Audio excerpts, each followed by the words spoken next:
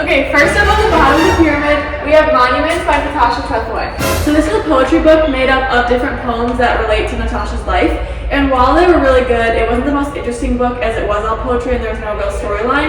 And it was a really quick unit since we just did it to be able to go on a field trip. So it didn't have much depth, so that's why it's on the bottom of the pyramid. Okay, next up we have In Our Time by Ernest Hemingway. And this book we all just felt was like very slow. There were different like sonnets and then paragraphs, so there were kind of like two different storylines. So it was a little bit difficult to follow, and just overall, it wasn't like the most plot line type of storyline, so that's why it's at the bottom of the pyramid. Moving up the pyramid, next we've got Othello by William Shakespeare. Now this had a great plot line, however, because it was Shakespeare, the language is a little hard to follow, and it didn't get as much engagement with the class as some other books.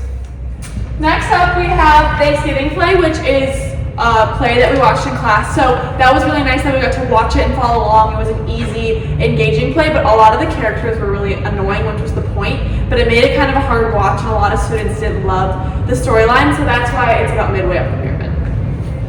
Okay, moving up along the pyramid, we have Love Medicine. Now, Love Medicine had a lot of different characters who had very emotional and complex storylines. However, the book was very, very long. It was definitely the longest of all of these ones, but it was very interesting and honestly heartbreaking. Moving right along, next we've got Giovanni's Room. Now, this book kind of introduced some new dynamic topics, so it was a bit of a fresh read for the readers. It was a little more complex and a good length, so we kept engaged, even though there was a lot of like different topics talked about. But yeah, it's definitely on the top of our list. Next up, we have Sula. This book was the most recent one we read, and it was a pretty engaging story. It was one of the first books in a really long time that had a consistent story plot. So I think that resonated with a lot of students, but it wasn't our favorite, but it definitely was good. Moving along to the final two.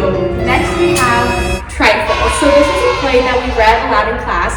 It was actually so interesting. It was really fast-paced, kind of mysterious, and we all really, really loved it, and it made for some interesting discussions and writing.